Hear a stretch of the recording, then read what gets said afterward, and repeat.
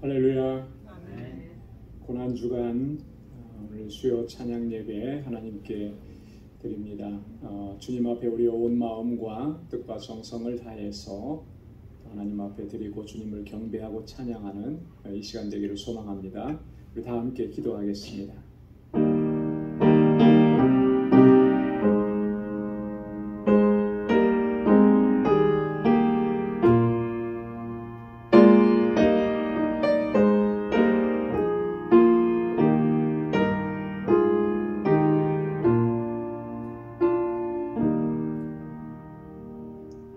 너희 안에 이 마음을 품으라. 곧 그리스도 예수의 마음이니 그는 근본 하나님의 본체시나 하나님과 동등됨을 취할 것으로 여기지 아니하시고 오히려 자기를 비어 종의 형체를 가져 사람들과 같이 되었고 사람의 모양으로 나타나셨음에 자기를 낮추시고 죽기까지 복종하셨으니 곧 십자가에 죽으심이라. 이러므로 하나님이 그를 지극히 높여 모든 이름 위에 뛰어난 이름을 주사 하늘에 있는 자들과 땅에 있는 자들과 땅 아래에 있는 자들로 모든 무릎을 예수의 이름에 꿇게 하시고 모든 입으로 예수 그리스도를 주라 시인하여 하나님 아버지께 영광을 돌리게 하셨느니라. 아멘. 자비하시고 은혜가 풍성하신 하나님, 참으로 고맙고 감사합니다. 허물과 죄로 죽었던 저희들을 살리시기 위해서 하나님 독생자 예수 그리스도를 이 땅에 보내어 주셨고 우리 주님께서 나의 죄를 대신 짊어지시고 그 십자가의 고난을 당하시고 또 죽으시고 하나님 다시 살아나시고 그래서 우리에게 영원한 생명을 허락해 주시니 감사합니다. 나를 향하신 그 하나님의 사랑과 우리 주님의 크신 은총을 우리가 단 한순간도 잊지 않도록 성령께서 우리 가운데 역사하여 주옵소서. 오늘도 이 저녁 불러주심을 감사합니다. 우리 마음을 다하고 힘을 다하고 뜻을 다하여서 주님을 찬양하게 하시고 예배케 하시고 오늘도 이 자리에 임하셔서 주님의 평강으로 덧입혀 주옵소서. 예수님의 이름으로 기원하옵나이다. 아멘. 전능하사 천지를 만드신 하나님 아버지를 내가 믿사오며 그 외아들 우리 주 예수 그리스도를 믿사오니 이는 성령으로 잉태하사 동정녀 마리아에게 나시고 본디오 빌라도에게 고난을 받으사 십자가에 못 박혀 죽으시고 장사한 지 사흘 만에 죽은 자 가운데서 다시 살아나시며 하늘에 오르사 전능하신 하나님 우편에 앉아 계시다가 저리로서 산 자와 죽은 자를 심판하러 오시리라. 성령을 믿사오며 거룩한 공예와 성도가 서로 교통하는 것과 죄를 사하여 주시는 것과 몸이 다시 사는 것과 영원히 사는 것을 믿사옵나이다. 아멘. 우리 이 시간 찬양으로 하나님께 영광 돌리겠습니다. 만왕의 왕의 주께서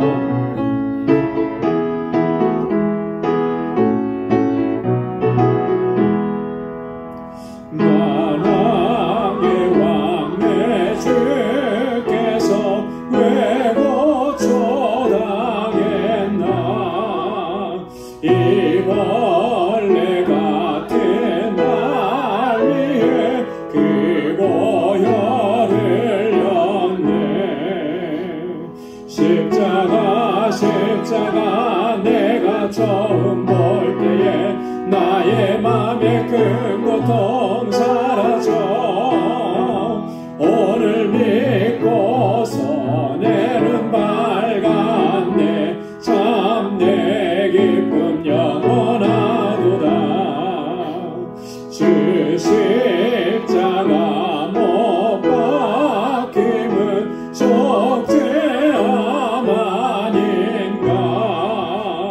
그 긍휼함과 그 은혜 말할 수 없도다.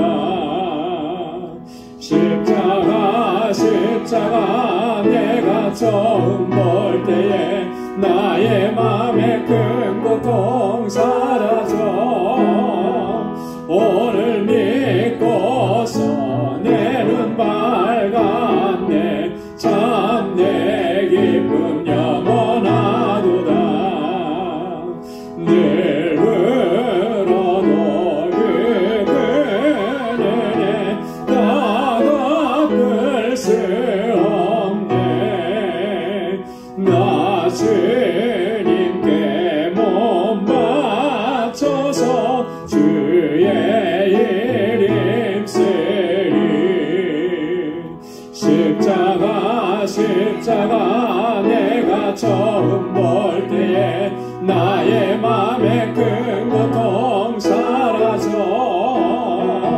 오늘 믿고서 내 눈 밝았네. 참 내 기쁨 영원하도다. 십자가 내가 처음 볼 때에 나의 맘에 큰 고통 사라져. 오늘 믿고서 내 눈 밝았네. 참 내 기쁨 영원하도다. 아멘. 놀랍다 주님의 큰 은혜.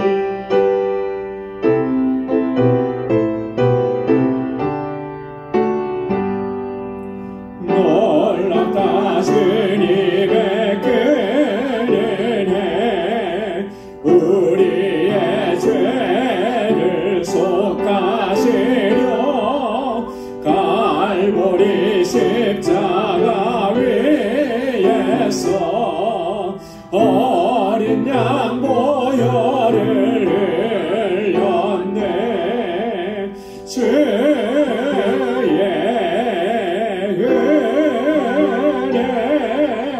우리의 죄를 다 씻었네. 주의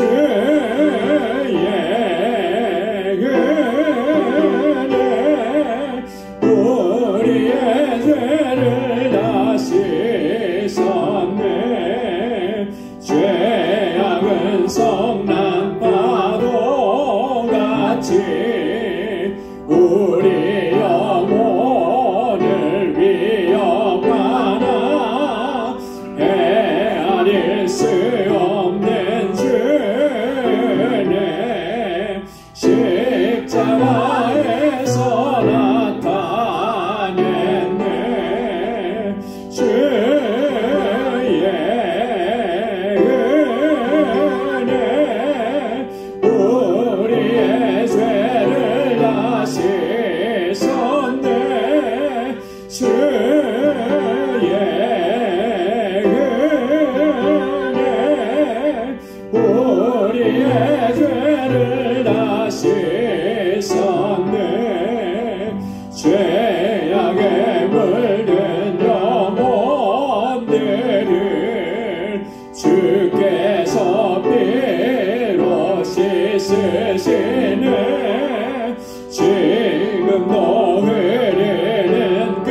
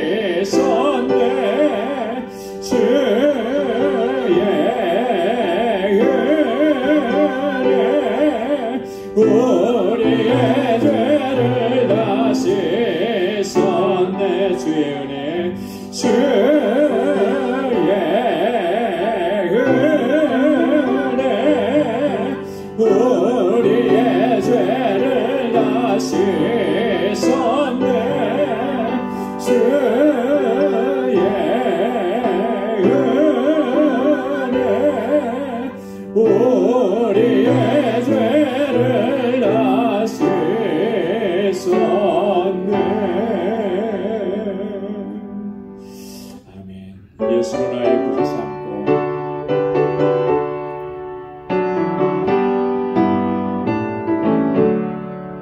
예수로 나의 구주 삼고 성령과 피로써 거듭나니 이 세상에서 내 영혼이 하늘의 영광 보리로다.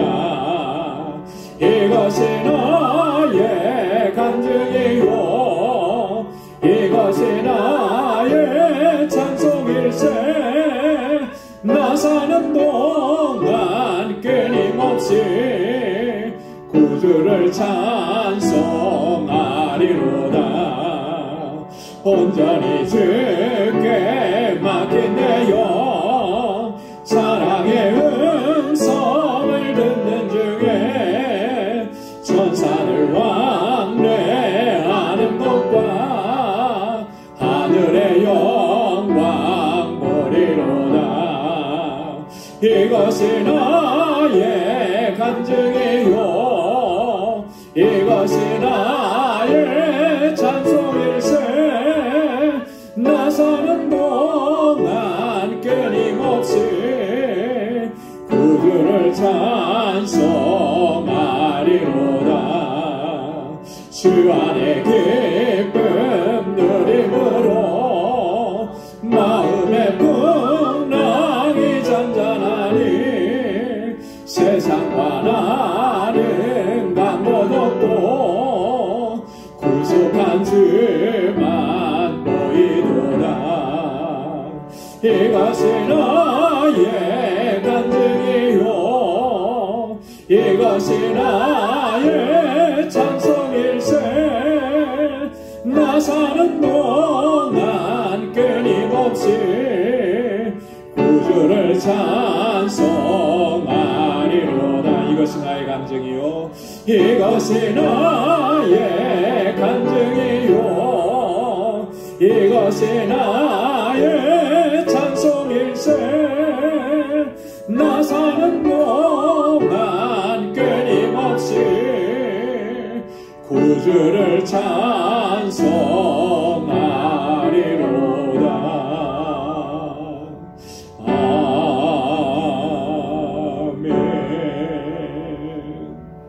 우리 이 시간 다같이 통성으로 함께 기도하겠습니다. 이 시간 우리 한 주간 동안 고난주간 특별 새벽 집회를 진행하고 있는데 주제의 말씀처럼 하나님의 뜻을 잘 분별하고 깨닫게 하시고 그 뜻대로 행할 수 있도록 인도해 주옵소서. 우리 교회를 위해서 우리 믿음의 역사와 사랑의 수고 소망의 인내로 소문난 교회가 되게 해달라고, 또 교회의 사역자들을 위해서, 또 우리 유스그룹과 EM과 주일학교를 위해서, 우리 EM의 사역자 청빙을 위해서 기도해 주시고, 우리 지체들을 위한 중보의 기도를 드리겠습니다. 환우들을 위해서, 어려움과 고난 가운데 있는 이들을 위해서 우리 다같이 통성으로 기도하고, 우리 선교지와 선교사님 위해서, 그리고 오늘 이 시간 주님 앞에 가지고 나온 기도의 제목을 가지고 우리 다같이 통성으로 함께 기도하겠습니다. 은혜가 풍성하신 아버지 하나님, 자비하신 주님 감사합니다. 아버지 하나님, 이 한 주간 고난주간 동안에 주님 날마다 새벽을 깨우며 주님의 보좌 앞으로 나아올 수 있도록 우리를 인도해 주심을 감사합니다.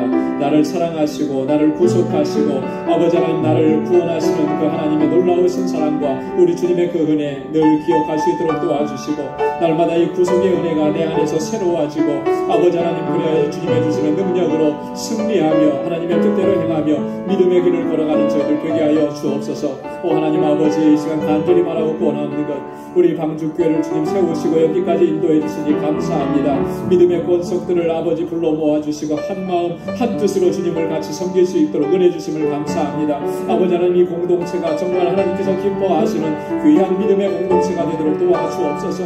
아버지 하나님, 저희들이 그리스도의 사랑으로 하나가 되었사오니 아버지 하나님, 우리가 형제 자매되고 하는 가족인 것 기억하고 아버지 하나님, 서로 사랑하고 아끼고 위로하는 진정한 사랑의 공동체가 되게 하시고, 아버지 하나님, 우리에게 허락해 주신 은혜가 우리 안에서 차고 넘쳐서 세상을 아버지 변화시켜 나아가는 귀한 공동체 되게 하시고 주님의 주신 이 사명 잘 감당할 수 있도록 도와주옵소서. 특별히 아버지 하나님, 세우신 귀한 종들에게 능력과 권능으로 함께 하시고 아버지 하나님, 저들이 수고하고 헌신하며 땀 흘리며 기도하고 아버지 하나님, 주님 앞에 헌신할 때에 하나님 받아주시고 언제나 주님 앞에 충성스러운 종으로 서게 하여 주옵소서. 아버지 하나님, 우리 모든 저희들마다 하나님께서 강건하게 붙잡아 주시고 믿음의 용사들이 되게 하시고 아버지 연약함과 권고한 가운데서 주님 앞에 부르짖사오니 주님의 능력의 손으로 저를 위로하시고 주님 하늘의 소망으로 덧입혀 주시며 아버지 하나님 저들이 믿음 안에 견고하게 서서 항상 승리의 삶으로 주님께 영광 돌리게 하옵소서. 아버지 하나님 이곳에서 자라는 어린 심령들 우리 사랑하는 학생들 청년들 아버지께서 붙잡아 주시고 아버지 하나님 우리 유스그룹과 이엠이 날로 성장하고 부흥하게 하시고 아버지 하나님 저들을 말씀으로 양육할 주의 종을 하나님 속히 보내어주셔서 아버지 저들이 하나님 정말 경외하기를 힘쓰며 아버지 하나님 이 세대를 가운데 하나님의 뜻을 잘 감당하는 믿음의 일꾼으로 살아가도록 도와주옵소서. 하나님 아버지 우리 사랑하는 성도들의 가정과 저들의 아버지 행하는 일터와 아버지 저희가 하신 믿음의 기업들을 든든하게 지켜주옵소서. 우리에게 주신 선교의 사명 영혼 구원의 사명 저희 잘 감당하게 하옵시고 함께 기도하게 하시고 협력하게 하시고 선교지마다 우리 선교사님들마다 하나님 능력의 장중에 붙들어 주옵소서. 아버지 하나님 주님께서 저희들 가운데 함께하여 주셔서 날마다 하나님의 인재 가운데 거룩한 하나님의 백성으로 살아가는 저희들 되게 하시고 오늘도 주님 앞에 나와서 간절하게 간구하고 기도합니다. 아버지 하나님 주님께서 주신 그 소원을 가지고 주님 앞에 부르짖는 사랑하는 주의 종들의 기도받아 하나님 선하신 응답을 허락해 주시고 주님의 선하신 뜻을 저희에게 밝히 보여주옵소서. 오늘도 주님 말씀 앞에 겸손하게 서오니 주의 말씀으로 우리를 새롭게 하시고 정말로 아버지 하나님 주님의 주시는 능력 안에서 말씀을 따라 순종하며 살아가는 저희들 되게 하여 주옵소서. 주님 함께 하실 줄로 믿습니다. 감사합니다. 예수님의 이름으로 간절히 기도드리옵나이다. 아멘. 할렐루야. 늘 기도에 힘쓰고 또 하나님의 뜻을 구하고 또 주님의 뜻 안에서 행하는 우리 모두가 되기를 소망합니다. 오늘 묵상할 하나님의 말씀은 로마서 제11장 1절에서 12절까지 말씀입니다. 로마서 제11장 1절에서 12절까지요. 우리 한 절씩 교독하겠습니다. 그러므로 내가 말하노니 하나님이 자기 백성을 버리셨느냐? 그럴 수 없느니라. 나도 이스라엘이니요 아브라함의 씨에서 난 자요 베냐민 지파라.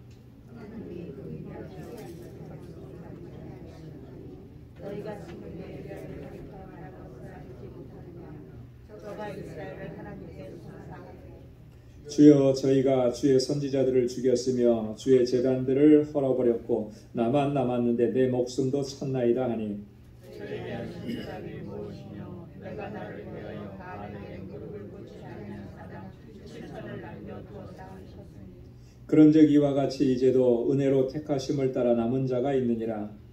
만일 은혜로 된 것이면 행위로 말미암지 않으니 그렇지 않으면 은혜가 은혜되지 못하느니라.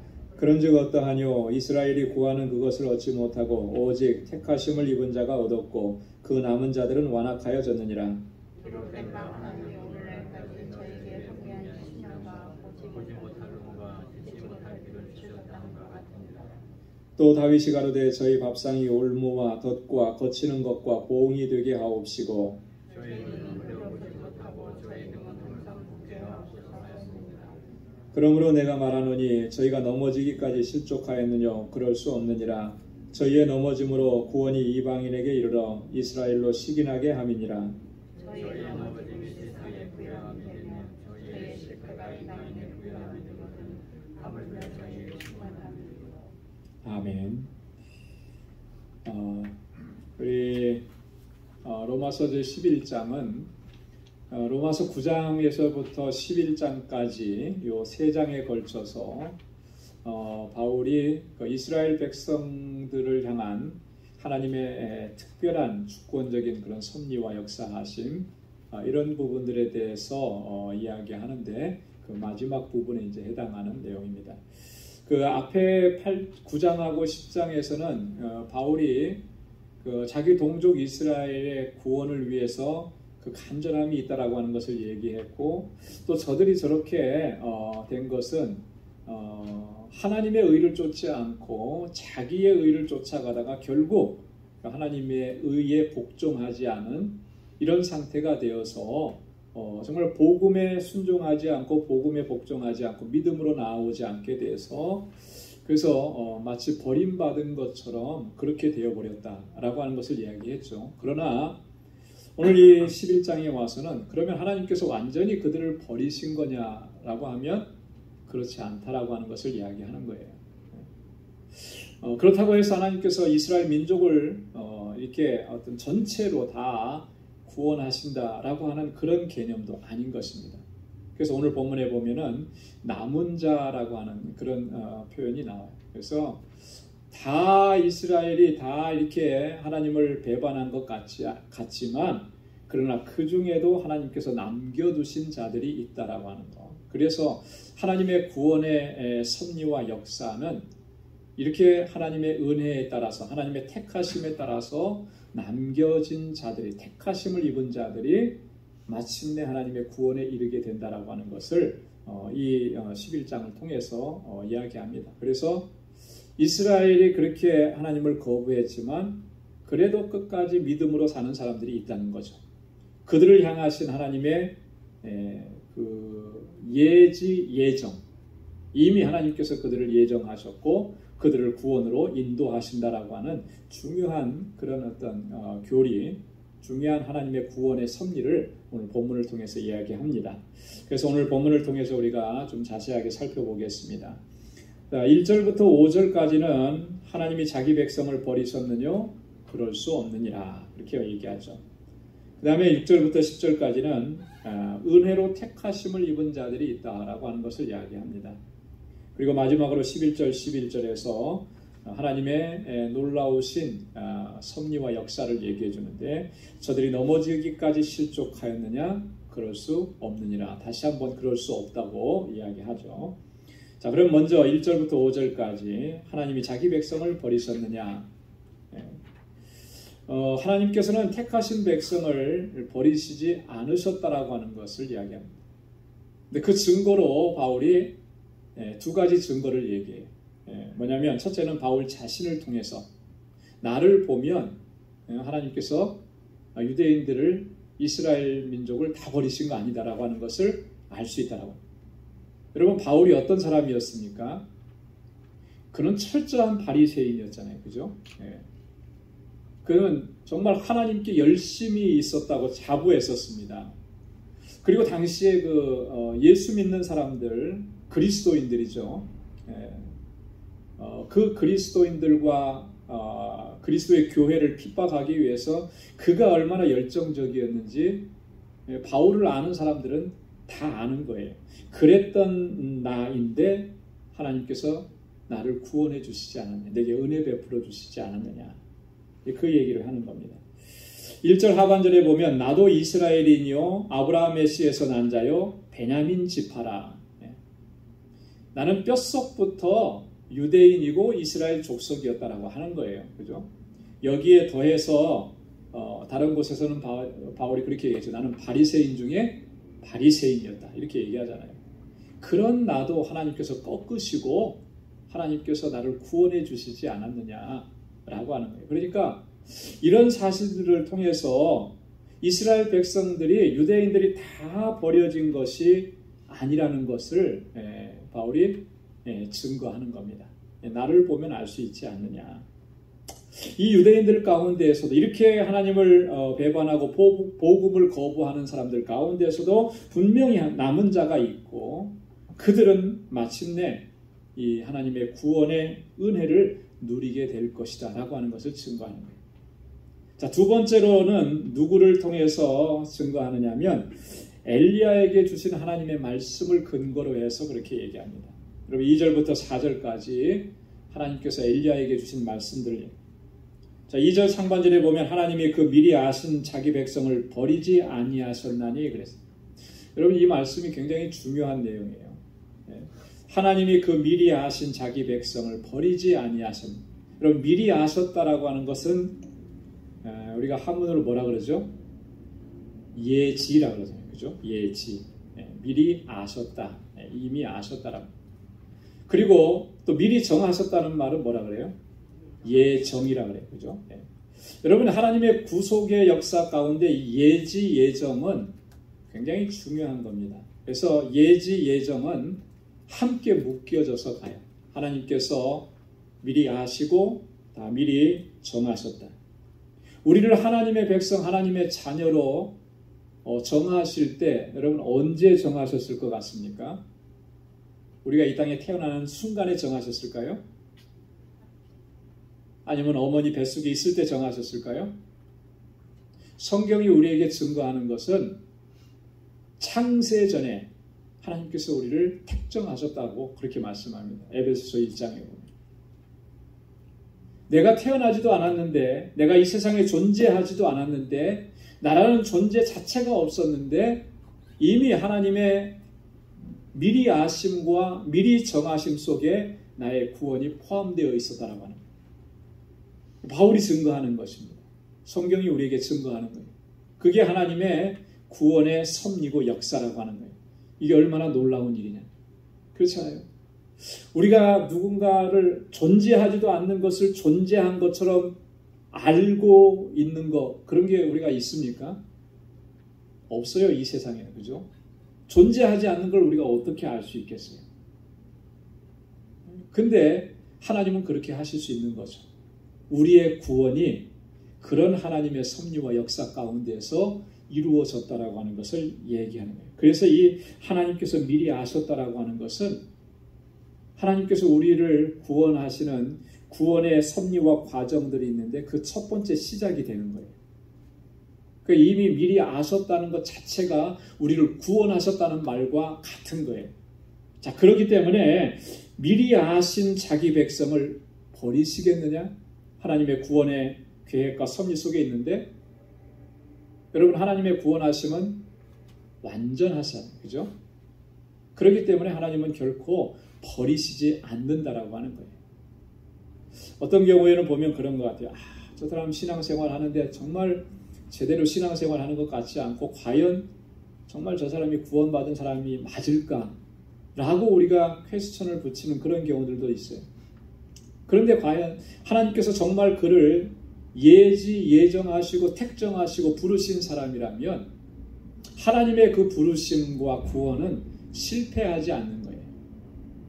하나님께서 그를 구원으로 인도해 가시는 거죠. 그에게 성령의 충만함을 부어주시고 하나님의 뜻대로 살아가게 하시고 그래서 하나님께서 구원받은 하나님의 백성으로 살아가도록 하나님이 친히 이끌어 가시는 거예요. 이것을 성도의 견인이라 그렇게 얘기하는데 성령께서 우리 안에서 그렇게 역사하시는 거죠. 그렇게 하시는 이유는 하나님의 구원은 완전한 것이기 때문에 그런 거예요. 그래서 바울이 그렇게 얘기합니다. 하나님께서 미리 하신 그 백성은 결코 버리시지 않으신다. 자, 바울이 이미 그 로마서 8장 29절 30절에서 한 번 더 이 말씀을 선언한 적이 있습니다. 로마서 8장 29절 30절 제가 기록해 드렸죠. 우리 한번 같이 한 목소리 읽어볼까요? 시작. 하나님이 미리 아신 자들로 또한 그 아들의 형상을 본받게 하기 위하여 미리 정하셨으니 이는 그로 많은 형제 중에서 맏아들이 되게 하려 하심이니라. 또 미리 정하신 그들을 또한 부르시고 부르신 그들을 또한 의롭다 하시고 의롭다 하신 그들을 또한 영화롭게 하셨느니라. 아멘. 하나님께서 우리를 구원하셔서 영화롭게 하시는 그 과정까지의 그 과정을 바울이 여기서 이렇게 자세하게 기록하는 거예요. 근데 그 첫 번째가 뭐였습니까? 하나님이 미리 아신 자들로. 미리 아신 자. 여기서부터 우리의 구원이 시작이 된 거예요. 그리고 마침내 어떻게 하셨다는 거예요? 영화롭게 하셨느니라. 구원의 완성에 이르게 하시는 거예요. 이 모든 과정을 여러분 내가 이루어가는 것입니까? 아니죠. 하나님께서 그렇게 이루어 가신다라고 하는 거예요. 자, 그런데 2절 하반절부터 3절까지 보면 바울이 이렇게 전제하고 나서 엘리야가 과거에 하나님 앞에 이스라엘 백성들을 송사했던 그 이야기를 먼저 합니다. 뭐라고 송사했냐면 저희가 주의 선지자들을 죽였으며 주의 제단들을 헐어버렸고 나만 남았는데 내 목숨도 찼나이다. 여기서 말하는 저희가는 누구를 가리키는 거겠어요? 이스라엘 백성들입니다. 특별히 북왕국 이스라엘 백성들을 얘기합니다. 여러분, 엘리야가 활동할 당시에 북왕국 이스라엘의 왕은 누구였죠? 아합 왕이었습니다. 그의 아내는 누구였죠? 이세벨이었습니다. 그 시대에는 뭐가 아주 이 이스라엘을 완전히 덮었습니까? 바알 숭배가 완전히 덮었어요. 우상 숭배가 완전히 덮었어요. 그래서 하나님의 선지자들이 도저히 설 자리가 없었습니다. 이 시대의 선지자들의 모습을 보면 군계 일학처럼 탁 드러나는 사람이 한 사람이 있는데 바로 엘리야 선지자라고 하는 거예요. 엘리야 혼자서 이 사역을 다 감당하는 것 같았어요. 그 열왕기하 17장, 열왕기 상 17장에서부터 마지막 장 한 5장 정도까지가 엘리야의 사역을 자세하게 기록해 놨는데, 여러분, 엘리야가 어떻게 사역을 했고 어떤 고초와 고난과 환난을 당했는지 우리가 너무나 잘 알죠. 그 엘리야는 하나님의 능력을 받아서 정말 바알과 아세라 선지자들 850명들을 그냥 영적 대결에서 완전히 다 섬멸시켜버리는 그런 위대한 역사를 이루었음에도 불구하고 아합과 이세벨은 꼼짝도 안 한 거예요. 꼼짝도 안 한 거예요.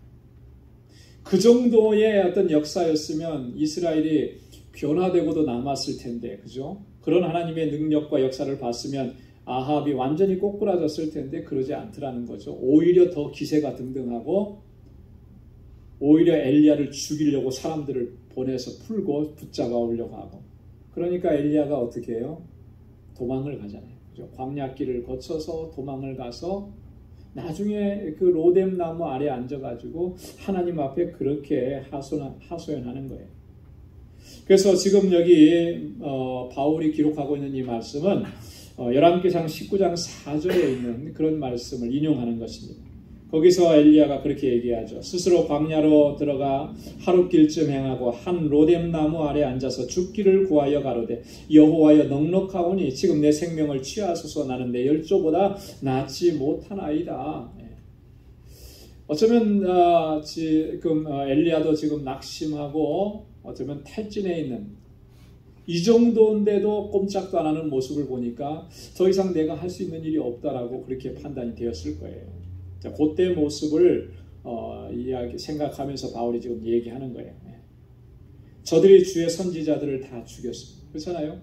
선지자들이 남아있지 않잖아요. 주의 제단들을 다 헐어버렸고, 하나님께 제단을 쌓아야 되는데 그거 다 헐어버리고 뭘 만들어버렸습니까? 바알과 아세라를 섬기는 제단들, 산당들만 그렇게 만들어 놓은 거예요. 그리고 나만 남았는데 이제는 내 목숨도 찾습니다. 이렇게. 자, 그랬을 때 하나님께서 엘리야에게 주신 말씀이 뭐였느냐? 그 4절 말씀입니다. 내가 나를 위하여 바알에게 무릎 꿇지 아니한 사람 7천을 남겨두었다 하셨으니, 너는 너 혼자만 남아있다라고 생각을 하는데, 그래서 낙심하고 절망하는데 아니다라고 하는 거죠. 하나님께서 나를 위해서, 하나님 자신을 위해서 지금 바알에게 무릎 꿇지 않은 자 7천을 남겨두셨다. 열왕기상 19장 18절에 있는 말씀을 그대로 인용한 겁니다. 그러나 내가 이스라엘 가운데 7천인을 남기리니 다 무릎을 바알에게 꿇지 아니하고 다 그 입을 바알에게 입 맞추지 아니한 자니라. 바알에게 굴복하지 않은 자 7천을 남겨두시겠다. 자, 실제로 그 아합 시대에 하나님의 선지자들을 그렇게 공개했던 사람이 있습니다. 누가 그렇게 했었나요? 오바댜라고 하는 이 국내 대신이 하나님의 선지자들 100명을 50명씩 따로 숨기고 그들을 먹이고 입히고 공개했었습니다. 그렇게 서슬이 시퍼런 그런 아합의 또 이세벨의 그런 살기 앞에서도 믿음을 잃지 않고 하나님의 선지자들을 보호했던 사람이 있었다. 여러분, 아무리 핍박이 많고 박해가 심한 그런 곳이라 할지라도 하나님은 항상 그곳에 하나님의 사람들을 남겨두시는 줄로 믿습니다. 그래서 하나님께서는 그들을 통해서 그 나라와 그 민족을 복음화시키는 놀라운 역사를 이루어 가시는 거예요. 우리나라도 마찬가지입니다. 처음에 복음이 들어왔을 때 예수 믿는 사람들은 다 죽임을 당했어요. 그래서 얼마나 많은 사람들이 순교를 당했습니까? 특별히 이 캐톨릭 그 선교 역사에 보면요, 수도 없이 많이 예수 믿는다는 그거 하나 때문에 죽임을 당했어요. 전에도 언젠가 말씀을 드렸습니다만, 제가 어린 시절 자랐던 동네가 충남 서산 햄이라는 곳이에요. 바다 해자 아름다울 미자, 아름다운 바다. 아주 이름이 좋잖아요. 근데 그 지역이 저는 어렸을 때 뭐 잘 몰랐는데, 조금 성장하고 나니까 그 지역이 아주 그 역사가 굉장히 있는, 의미 있는 지역이었어요. 왜냐하면 그때 당시 캐톨릭이 처음 들어왔었을 때 예수 믿는 사람들이 많이 있었던 것 같아요. 그래서 그 해미라고 하는 성 안에 성이 있는데, 그 안에 보면 큰 나무가 있는데요, 거기에 나무로 지어진 조그만 성당이 하나 있었어요. 근데 거기에 보면은 그때 당시에 박해와 핍박으로 인해서 사람들이 죽임을 당해서 거기에 그냥 매장당해, 무덤이 된 것도 아니고 그냥 땅을 파서 그대로 매장시켜 놓은, 그런 팻말이 조그맣게 써 있었는데 잘 몰랐죠. 나중에 이제 그것이 알려지게 되고, 그래서 완전히 그 캐톨릭 신자들에게는 해비가 성지가 되버려요. 지금은 뭡니까, 뭐 그런 어떤 그 순교관이라 그런가요? 이렇게 해서 잘 만들어 놨더라. 그렇게 예수 믿는 사람들이 다 핍박을 당하고 다 죽고 그래서 다 없어진 것 같은데, 과연 하나님께서 그렇게 소멸되게 하셨느냐? 그 가운데도 하나님께서 남겨두신 자가 있었던 거예요. 그래서 그 순교의 피는 다시 복음으로 타오르게 하고, 그리고 남겨진 사람들을 통해서 하나님의 놀라우신 구원의 역사를 이루어 가신 줄로 믿습니다. 저 북녘 땅에도 마찬가지잖아요. 그러면 예전에 이렇게 우리가 이 남과 북으로 갈려지기 전에는, 여러분, 북한의 북쪽에서 예수 믿는 사람들이 훨씬 더 많았어요. 제가 다녔던 그 장로회 신학대학도 평양에서부터 시작이 됐습니다. 남과 북으로 갈라지면서 이쪽 남쪽으로 이제 내려오게 된 거죠. 여러분들이 아는 초창기에 우리 그 순교자들 목사님들 다 평양에 거기서 복음을 받아들였고 복음을 전했고, 마치 평양이 지금의 서울과 같은 그런 복음화된 그런 지역이었거든요. 그런데 지금은 어떻습니까? 교회를 찾아볼 수가 없고, 그죠? 예수 믿는 사람을 찾아볼 수가 없는 것 같아요. 그러면 다 없어진 거냐? 그렇지 않다요. 북한을 다녀오신 분들의 이야기를 들어보면, 우리처럼 이렇게 정말 오픈해서 하나님을 예배하지는 못하지만 각각 자기의 처소에서, 지하교회라고 불리는 그곳에서 하나님께 부르짖고 하나님께 호소하고 그렇게 믿음을 지켜나가는, 하나님께서 남겨두신 자가 있는 거예요. 하나님께서는 그 남겨두신 자들을 통해서 하나님의 놀라운 역사를 이루어 가시는 줄로 믿습니다. 그래서 엘리야에게 주신 말씀이 그거예요.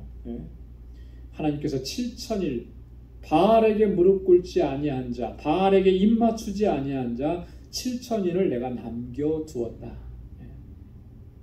자, 그렇기 때문에 5절에 뭐라고 했습니까? 그런즉 이와 같이 이제도 은혜로 택하심을 따라 남은 자가 있느니라. 그때도 하나님께서 그렇게 남겨두셨던 것처럼 지금도 하나님께서는 은혜로 택하심을 따라 남은 자가 있다. 유대인들이 저렇게 다 예수를 핍박하고 복음을 거부하는 것 같아도 그 안에 믿는 사람들을, 믿음으로 하나님께 나오는 사람들을 하나님께서 남겨두셨다라고 하는, 이게 하나님의 주권적인 섭리와 역사하심이라고 하는. 여러분, 여기서 우리가 한 가지 꼭 기억해야 될 것은, 여러분, 우리가 구원을 얻게 된 가장 근본적인 원인이 뭐냐? 그것은 하나님의 은혜입니다. 하나님의 택하심이에요. 하나님께서 나를 택해 주셨기 때문에 우리가 이렇게 구원받고 하나님의 백성으로 살아갈 수가 있게 됩니다. 그렇기 때문에 우리의 구원은요, 결코 나를 자랑할 수가 없는 것입니다. 하나님께서 나를 택하시고 부르시고 하나님의 자녀로 삼아주셨기 때문에 이런 놀라우신 섭리와 역사를 이루신 그 하나님의 은혜에 우리가 늘 감사하고 또 하나님만을 자랑해야 돼요. 하나님만 드러내야 하는 것입니다. 그래서 에베소서 2장 8절로 9절에 바울이 그렇게 분명하게 선언한 것입니다. 여러분 한번 같이 읽어볼까요? 시작. 너희가 그 은혜를 인하여 믿음으로 말미암아 구원을 얻었나니 이것이 너희에게서 난 것이 아니요 하나님의 선물이라. 행위에서 난 것이 아니니 이는 누구든지 자랑치 못하게 함이니라. 아멘. 너희에게서 난 것이 아니라, 여러분 우리가 이런 착각을 하면 안 돼요. 내가 열심히 있고 내가 선하게 살았고 내가 착하게 살았고 그래서 하나님께서 나를 어여삐 봐줘서, 이거 결코 아니라는 거예요. 내가 그런 행위가 있기 이전부터 하나님께서 나를 택하셨다라고 하는 거예요.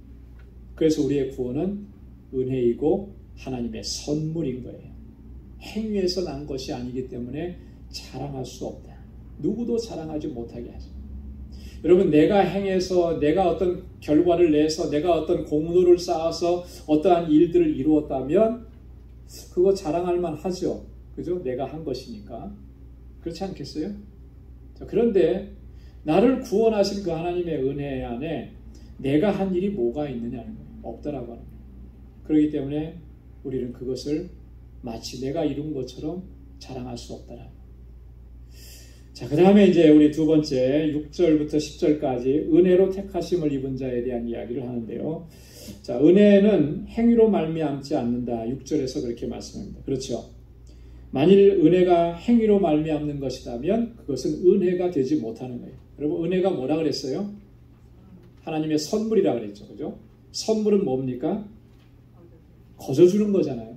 요즘에는 선물이 거저주는 게 아니고 누군가 나에게 잘해줬으니까 그게 고마워서 주는 선물도 선물. 근데 어쨌든 간에 이 선물은 그냥 거저주는 것이지, 선물을 주면서 뭔가 대가를 바라고 누가 나에게 이렇게 했기 때문에 선물을 주고, 이건 진정한 의미의 선물이 아닌 거죠.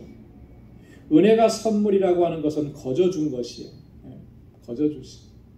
그렇기 때문에 우리가 그 은혜는 우리의 행위로 말미암지 않는다라고 하는 걸 우리가 분명히 기억해야 하는 것입니다.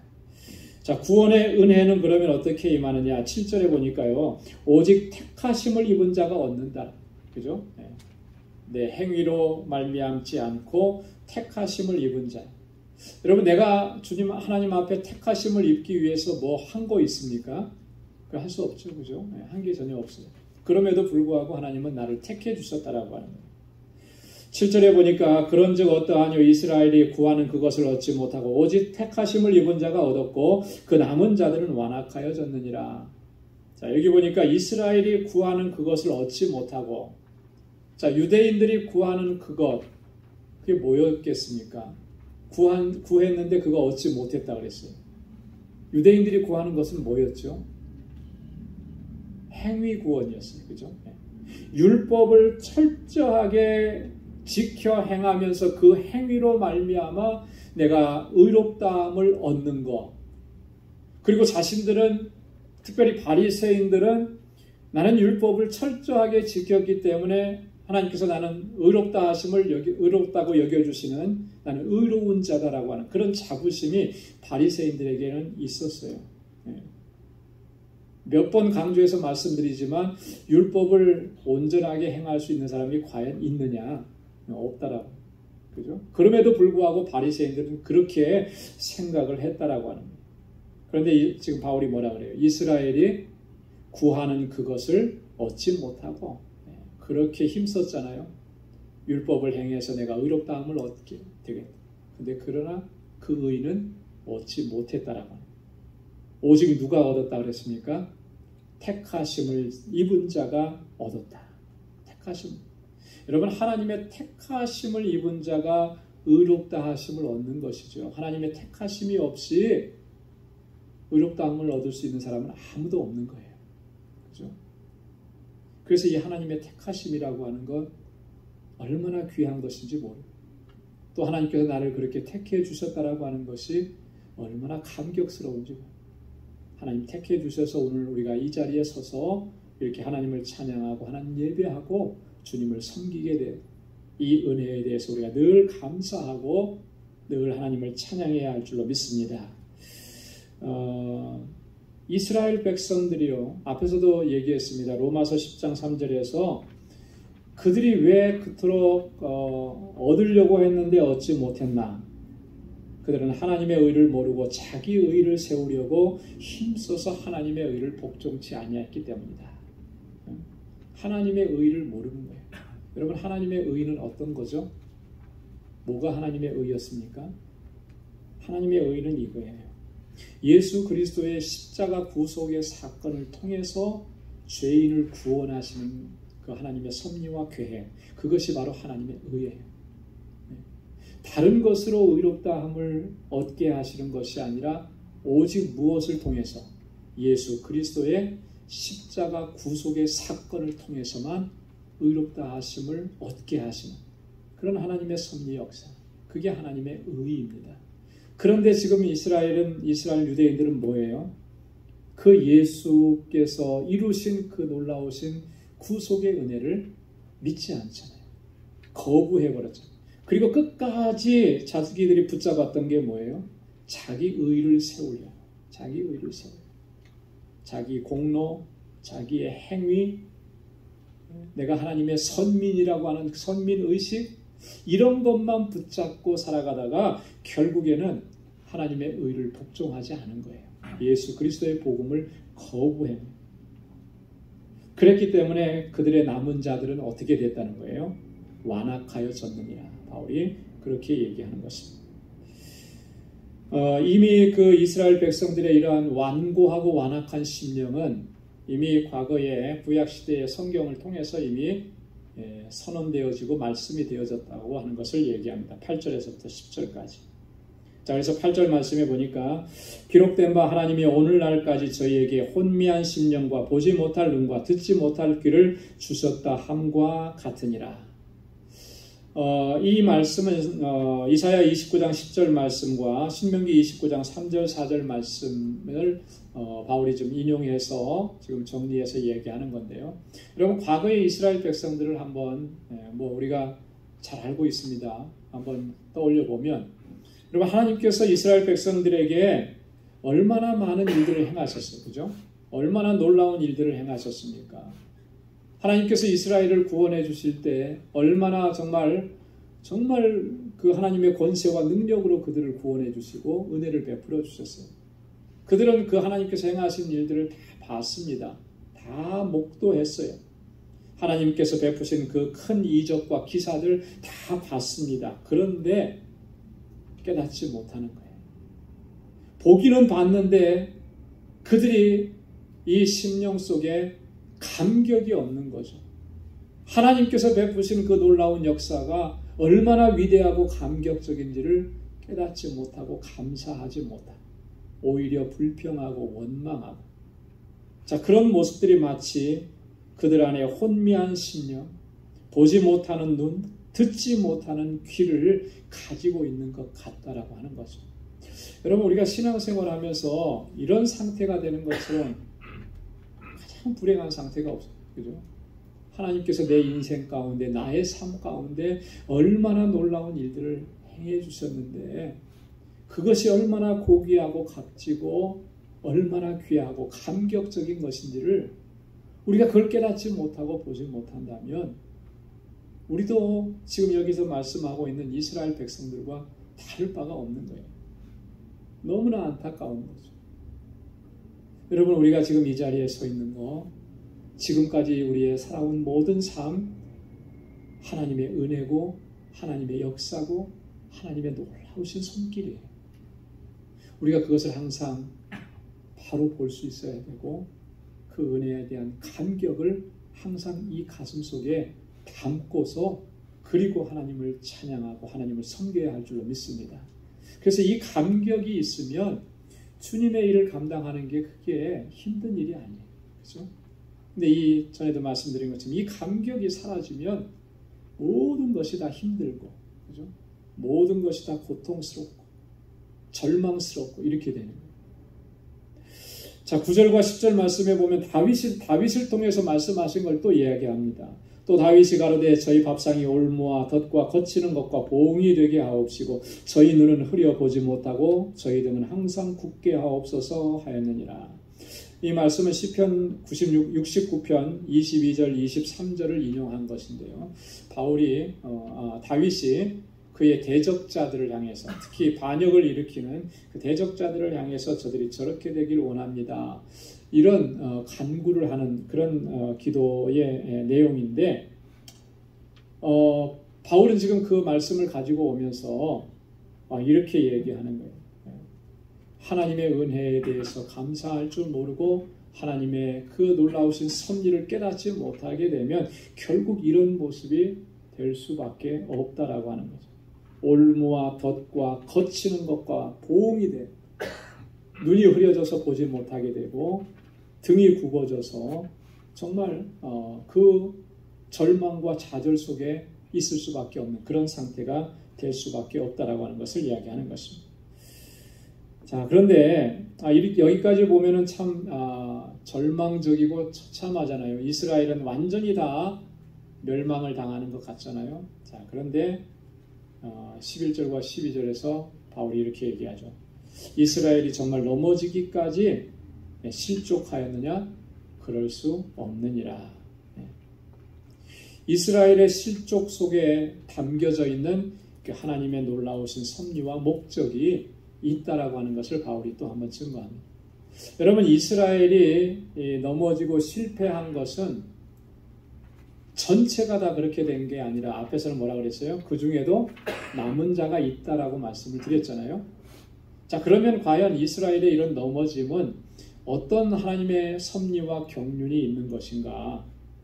바울은 이렇게 얘기합니다. 11절 상반절에 보니까 저희의 넘어짐으로 구원이 이방인에게 이르렀다. 이렇게 얘기합니다. 자, 물론 이스라엘이 다 정말 예수 그리스도를 영접하고 정말 그 믿음 안에서 살고 그렇게 했어도 하나님의 구원 계획은 이방인을 향한 하나님의 구원 계획은 하나님의 계획 안에 있기 때문에 그렇게 갔을 거예요. 근데 이스라엘이 거부하고 유대인들이 복음을 거부함으로 인해서 이방인에게로 복음이 넘쳐 흐르는 것이 훨씬 더 신속하게 넘어갔다. 그래서 그 복음의 역사는 계속해서 흘러서 누구에게까지 온 것입니까? 바로 우리에게까지, 나에게까지 온 것이. 이스라엘의 불순종의 이 결과가 복음을 이방인으로 향하게 하는 촉매제가 되었다. 자, 이것은 이미 바울이 1차, 2차, 3차 선교 여행을 통해서 복음을 전하면서 경험하고 겪었던 그런 일들입니다. 여러분, 이 바울이 복음을 전할 때마다 유대인들은 얼마나 바울을 핍박했는지 모릅니다. 그죠? 바울을 박해하고 핍박하고 바울을 죽이려고 하고, 그래서 바울이 여러 차례 그 유대인들의 핍박을 피해서 그 자리를 떠났던 일들이 있었습니다. 사도행전 13장 50절로 52절 말씀에도 보면 그때의 한 상황을 기록해 놓고 있어요. 여기 보면은 이렇게 기록합니다. 이에 유대인들이 경건한 귀부인들과 그 성내 유력자들을 선동하여 바울과 바나바를 핍박해 하여 그 지경에서 쫓아내니 두 사람이 저희를 향하여 발에 티끌을 떨어버리고 이고니온으로 가거늘 제자들은 기쁨과 성령이 충만하니라. 자, 유대인들은 지금 바울과 바나바를 어떻게 했습니까? 그 성내에 유력한 사람들을 동원해 가지고 핍박을 했다 그랬습니다. 핍박. 여러분, 핍박이라고 하는 말 글자는 요거 딱 두 글자지만은 그 속에 담겨져 있는 실제는 엄청난 거잖아요. 엄청난 고통이고 죽음의 위협이고, 바울과 바나바를 유대인들이 그렇게 한 거예요. 그리고 그 성에서 쫓아냈습니다. 그 지경에서 쫓아냈습니다. 자, 그러니까 바울은 어떻게 합니까? 예수님께서 말씀하신 것처럼 발에서 티끌을 다 떨어버리고 그리고 나서 이고니온이라는 곳으로 가요. 자, 그런데 보십시오. 제자들은 뭐가 충만했다 그랬습니까? 기쁨과 성령이 충만했다. 지금 핍박을 받는데, 지금 박해를 받는데 그게 두렵고 무서운 게 아니에요. 오히려 기쁘고 감사하고 성령으로 충만해져서 또다시 복음을 전하기 위해서 이방인의 땅을 향해서 나아가는 거죠. 여러분, 이와 같은 역사가 이때 한 번만 있었던 것이 아니고 계속해서 반복이 되어졌어요. 바울이 가는 곳마다. 자, 그래서 이 이스라엘은 넘어짐으로 실족했지만 그러나 그 구원이 이방인에게로 향하게 하는 하나님의 놀라우신 섭리가 그 속에 담겨져 있었다 얘기합니다. 자, 그런데 더 중요한 것은 하반절에 보니까 11절 하반절에 이스라엘로 시기나게 함이니라 그랬어요. 시기나게. 여러분, 이방인에게 복음이 전해져서 저들이 하나님의 은혜와 구원을 받고 주님의 평강을 누리는 그 모습을 보면서 자, 이스라엘로 하여금 자극을 받게 하신다라고 하는 거죠. 그래서 그들 가운데 택하심을 입은 자들이 주님의 구원의 반열에 이르도록 하나님께서 섭리하시고 역사하셨다. 그래서 유대인들의 넘어짐을 통해서 이방인들의 구원을 이루셨잖아요. 그죠? 근데 이제는 그 다음에 어떻게 역사를 이루시는 겁니까? 이방인들의 구원을 통해서 유대인들이 구원을 얻게 한 정말 신비롭고 놀라운 역사를 이루어 가십니다. 자, 이거는 과거에만 그때만 있었던 일이냐? 아니죠. 현재까지도 진행되고 있는 일이라고 하는 거예요. 그래서 지금은 여러분 예루살렘 이스라엘 땅에 주이시 크리스찬들이 점점 많아지고 있어요. 주이시 크리스찬, 유대인 그리스도인들.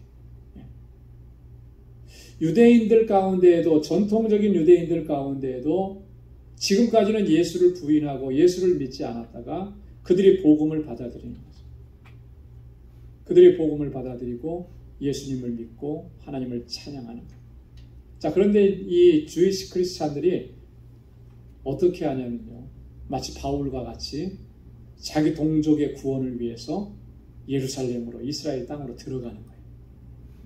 디아스포라 유대인들이 예수를 영접하고 나서 다시 동족의 구원을 위해서 예루살렘으로 모여드는 거죠. 여러분, 그들의 삶이 어떨 것 같아요? 편안하게 복음을 전할 것 같습니까? 그렇지 않아요. 지금도 이 주이시 크리스찬들은 정통 유대인들에 의해서 굉장히 핍박을 많이 받고 고난을 당하고 심지어는 죽임을 당하고 해요. 그럼에도 불구하고 복음을 들고 들어가는 거예요. 왜 그렇습니까? 그게 하나님의 섭리라고 하는 거예요. 그래서 그 가운데 하나님의 택하신 자들을 하나님께서 구원하시는 놀라운 역사를 이루는 거예요. 그래서 바울이 12절에서 결론적으로 그렇게 얘기합니다. 자, 이스라엘의 넘어짐과 실패가 정말 세상과 이방인의 부요함이 되었다. 그렇잖아요? 이스라엘이 넘어지고 실패해서 덕을 본 사람들이 누구예요? 이방인들이. 하나님의 그 풍성하심, 예수 그리스도 안에 있는 그 부요하심을 누리게 되었다면, 자, 이제는 이스라엘이 충만하게 되면 어떤 결과를 얻게 됩니까? 그건 뭐 물어보나 마나한 거잖아요. 그죠? 그들의 넘어짐을 통해서도 이방인 가운데, 세계 가운데 부요함이 있었다면 그들이 다시 충만해지면 어떤 역사가 이루어지겠는가? 우리는 충분히 그것을 예견할 수 있다라고 하는 거예요. 하나님의 섭리는 이런 놀라운 역사가 있다라고 하는 것입니다. 그래서 우리가 겉으로 드러나는 어떤 상황, 어떤 환경, 눈에 보이는 그 하나만 보고 우리가 판단할 수가 없는 거예요. 이게 지금 바울이 얘기하는 것은 이방인과 유대인과의 관계 안에서 하나님께서 이런 섭리와 역사를 이루신 것을 보여준다면, 이것을 우리에게 적용해 보면 우리의 살아가는 삶 속에서 하나님께서 어떻게 역사를 이루어 가실지 우리가 충분히 짐작하고 기대할 수가 있는 것입니다. 지금 당장에는 정말 복음을 거부하는 것 같고, 그죠? 지금 내 눈에 보이기에는 꼼짝도 안 하는 것 같지만, 그러나 하나님께서는 우리 믿음의 사람들을 통해서 또 그들이 복음에 응답하게 하시고 하나님의 택하심과 부르심 앞에 손들고 나오게 하는 그런 역사를 반드시 이루어 가실 줄로 믿습니다. 그래서 우리가 이런 하나님의 섭리와 역사를 신뢰하고 또 믿음으로 우리에게 주신 사명을 또 잘 감당하고 끝까지 감당하는 우리 모두가 될 수 있기를 주님의 이름으로 축원합니다. 기도하겠습니다. 은혜가 풍성하신 하나님 참 감사합니다. 오늘 이 저녁에도 저희들을 사랑하셔서 하나님 이렇게 주님을 경배하고 찬양하게 하시고 하나님의 귀한 말씀을 또 듣게 해주셔서 감사합니다. 우리의 귀가 열리게 하시고 우리의 마음밭이 귀경되게 하셔서 하나님께서 들려주시는 이 귀한 말씀이 우리 마음판에 새겨지게 하시고 하나님의 뜻과 섭리대로 온전히 순종하고 믿음으로 살아가는 저희들 되게 하여 주옵소서. 창세전부터 나를 하나님의 자녀로 택하시고 또 아버지 하나님 예수 믿게 하시고 구원의 은총을 누리며 살아갈 수 있도록 역사하신 하나님, 그 하나님의 놀라우신 섭리, 그 역사하심을 언제나 기억하고 늘 감사하고 주님을 찬양하고 주님께 영광 돌리는 삶을 살아가는 우리 방주의 모든 믿음의 권속들이 되게 하여 주옵소서. 우리 사랑하는 권속들의 가정과 또 저들이 행하는 모든 일을 복되게 하여 주시고 평안케 하여 주시고 언제나 어디서나 복에 근원된 삶을 살아가는 주의 신실한 백성들이 되게 하여 주옵소서. 이제는 우리 주 예수 그리스도의 무한하신 은혜와 하나님 아버지의 크고 놀라우신 사랑과 성령의 위로 교통 충만하심의 역사가 주의 뜻에 순종하고 하나님의 은혜에 감사하고 내게 맡겨주신 사명을 온전히 감당하기로 결단하는 우리 방주의 모든 믿음의 권속들과 저들의 가정과 직장, 생업의 터전과 학업 위에 이제로부터 영원까지 함께 하시기를 간절히 축원하옵나이다. 아멘.